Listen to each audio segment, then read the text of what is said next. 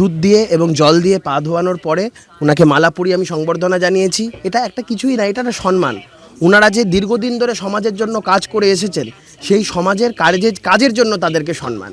ব্যারাকপুরের বিধায়ককে কদিন আগে একটা ভিডিওতে দেখা গেছে একজন বয়স্ক মানুষ তার পা ধুইয়ে দিচ্ছে জল দিয়ে, এবং তিনি সেটাকে উপভোগ করছেন।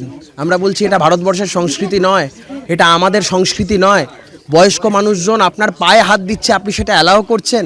আপনার দাম্ভিকতা কোন পর্যায়ে পৌঁছেছে? আমি প্রস্তুত নই। আমি চটি পরে হঠাৎ করে দেখলাম উনি এসছেন, এসে আমার পা ধুয়ে দিচ্ছে। আমি চটিটা করলাম, মুঝে বলে দাঁড়াও দাঁড়াও বাবা, তুমি আমার বাড়িতে এসছো, তুমি আমার নারায়ণের মতো। সো আমার পা ধুয়ে দিলেন, উনি আমাকে মিষ্টি খাওয়ালেন, বয়স্ক, এবং আমাকে মালা পরিয়ে দিলেন, আমাকে আদর করলেন গালে হাত দিয়ে আর কি।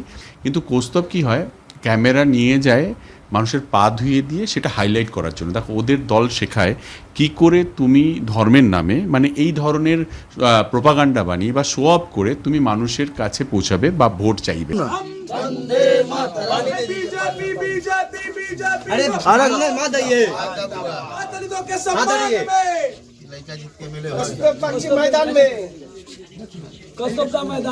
ব্যারাকপুরে যেখানে দলিত পরিবারের পা ধুইয়ে দিলেন ব্যারাকপুরের বিজেপি প্রার্থী কৌস্তব বাগচি, ছবি দেখুন।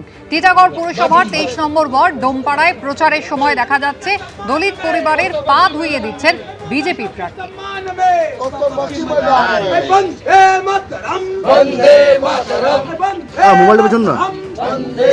আর অন্যদিকে রাজ চক্রবর্তী ব্যারাকপুর বিধানসভা কেন্দ্রের তৃণমূল কংগ্রেস প্রার্থী, সেখানে তার পা ধুইয়ে দিলেন ভোটার।